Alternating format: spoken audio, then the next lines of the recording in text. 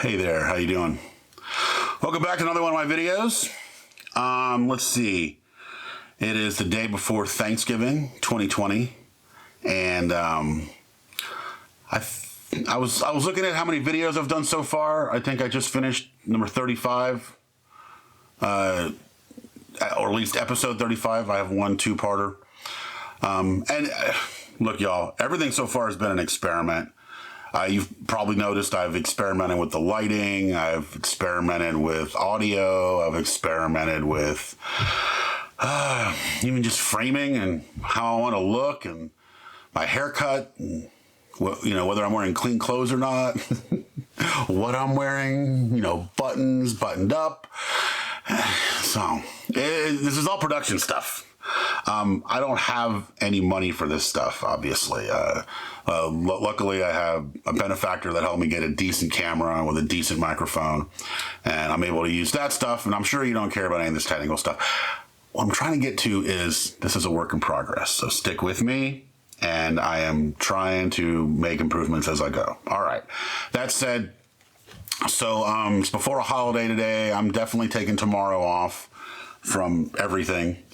Going to a friend's house and going to enjoy a nice meal and just unplug, not worry about work or videos or this or that, and try to talk about good ideas and avoid politics tomorrow. I'm going to be hanging out with a lot of strangers, and man, people just don't like to hear what I think about politics. At least the general public doesn't want to hear what I have to say, because a lot of them, or almost everybody that I meet, is tribal in that they've picked the side, and they're set on their side. And oh my God, the tribalism is real, y'all. It's very real, and it's kind of scary.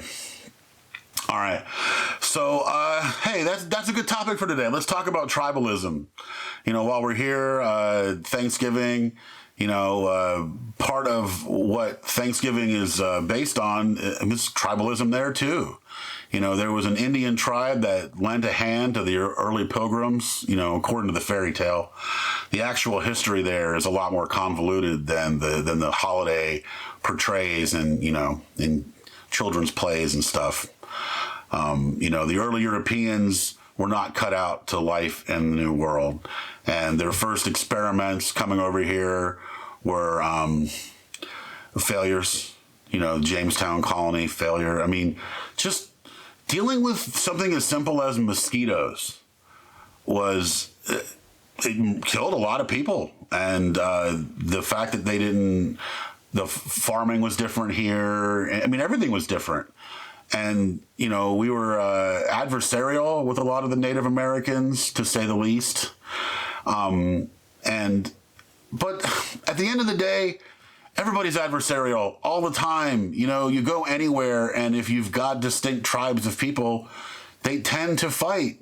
I mean, up until this, last century, our resources were a lot thinner. We had to fight over resources. And, the 20th century was part of the reason the resources were so tight was because we were expanding so fast our populations were expanding so fast, and these new populations needed more and more resources.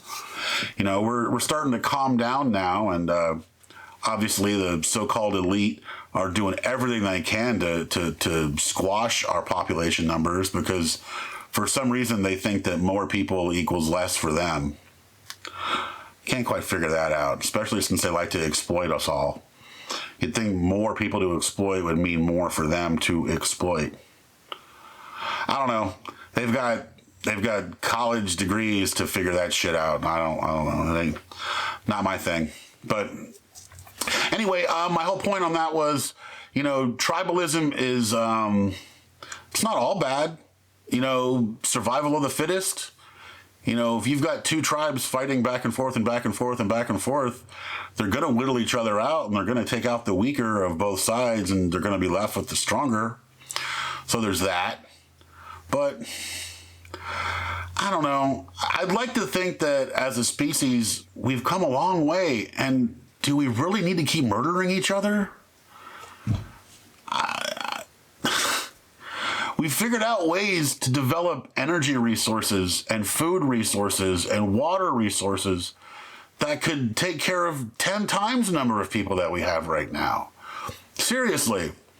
You know, giant corporations have done everything they can to convince us that there's actually way more scarcity than there is. You know, the real scarcity that's left on Earth is places that aren't toxic. Places that we haven't poisoned with our plastics, that we haven't poisoned with our nuclear waste, that we haven't poisoned with our concentrated chemical extracts, and just garbage. Just garbage. So I live out in the country, and attitudes out here are what might be considered a little backwards in a lot of bigger cities. You know, that there's some pros and cons to that. One of the cons is people out here still litter. And I don't know, maybe it's a cultural thing. It's funny when you watch TV. I remember watching an episode of an old TV show, not that old, maybe 10 years old now, but it took place in the early 60s. You may know what I'm talking about. And one of the most interesting scenes in that whole series was there's an episode where this family goes out on a picnic, and they're eating this lovely picnic out on a blanket in this idyllic nature setting, and it's time for them to go, and they just pick up their blanket, shake off all the garbage, and just leave. It hit me like a ton of bricks when I saw that, and I was like, what? You motherfuckers. You can't just clean up your garbage? And, you know, I remember the attitudes when I was a little kid, too. A lot of people would just throw shit out the window.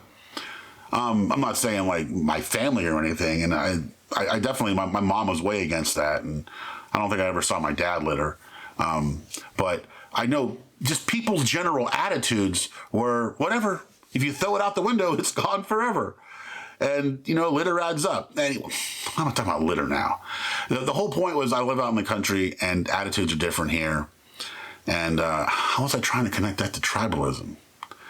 Well, living in the country kind of puts you in one tribe. You know what I mean? And the tribes, yeah, that's where I was going with that.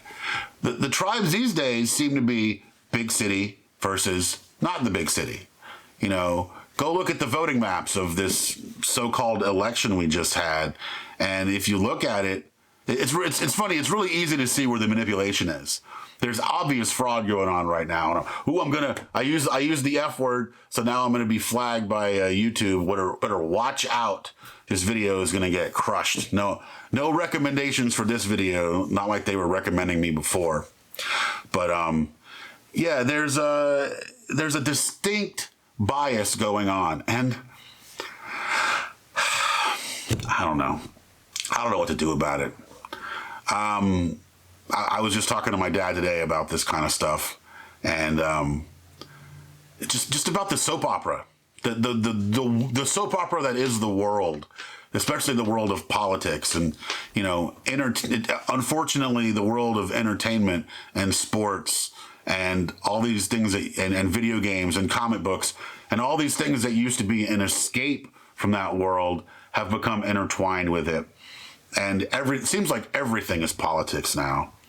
And where is there to escape anymore? Like, people seem to escape into their tribe, and that only reinforces this stuff.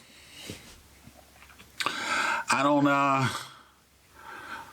don't see a solution to us undoing this other than just throwing off a lot of this technology that is imprisoning us more and more every day. But what is that? That's a huge undertaking. You know, these technologies have become part of our freaking lifeblood. You know, could you imagine the world if social media disappeared tomorrow? It wouldn't look the same. It wouldn't be anywhere near what it has turned into. Would it be better? Would it be worse? I mean, we've connected in certain ways, and we've also used this technology to find new ways to divide each other. I try to see the benefit in even the worst things, and there are definitely benefits to these new technologies. You know, just like television itself. When television first came out, everybody had all these great ideas on, we can use television as an educational tool. You know, we can use it to learn new things. A lot of what came in later with the internet was originally an idea for television, and television quickly became it was taken over by corporate interests, and then it was regulated by government interests, and then television became just a way to sell you fucking useless shit. Instead of enlightening, it was imprisoning. And, in the early days of the internet kind of like broke free from that. And now we see the same thing happen to the internet that happened to television. The same thing that happened to print. Early printing presses allowed people to communicate with each other in ways that we never had before. And eventually it turned into newspapers with yellow journalism and lies and propaganda and mind control. And I don't know why people want to control everything so much. If I were to come up with a solution, and that's where I'm going with this entire video, we're talking about tribalism, we're talking about Thanksgiving, we're talking about littering, country versus city. Folks, what we've got to do is come together. It seems like idiotically simple. We've got to come together. We've got to learn how to live with each other. And part of that is to just mind your own fucking business. And when I say mind your own fucking business, I don't just mean butt out of mind business. I mean, take care of yourself. Take care of yourself first. If you feel like the world is unequal or uneven, or you don't like what's going on, if you feel like you have to pick a side, you should just look at where you're at first. What are you doing? Are you trying to make things better, or are you just complaining about what you see going on? Are you pointing fingers at other people, or are you pointing fingers at yourself and examining where you are and how you're living your life? One of the biggest mistakes most people make, and I'm making it right now, is assuming things about other people. Stop doing that shit. Stop assuming. Start looking inward, because in your heart is where the answer is. I don't know what your answer in your life is, because that's your heart. And my heart is, I take every opportunity I can to get back to work. I take every opportunity I can to try to do what I consider my crafts, whatever they are.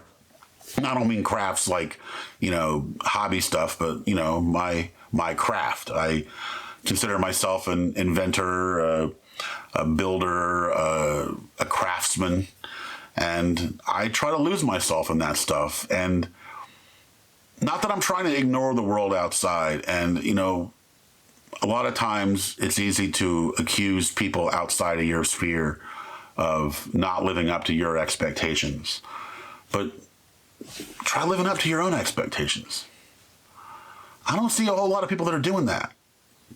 Now, when I do see that, I'm very impressed. And I am trying to live a life where I'm getting closer to my own expectations every day. And I am far away from them, believe me. But I feel like I'm headed in the right direction. Finally. After a lot of circling the drain. Anyway, guys, look. Let's give thanks for being alive, first of all. Let's give thanks for all the love in this world. Let's give thanks for the good things we have. Let's give thanks for every single person that's out there, because we're all important and we're all part of this human family. And all these attempts to divide us are just attempts to conquer us. Don't let yourself be conquered. I love you. I mean it. I give thanks to all of you. Until next time.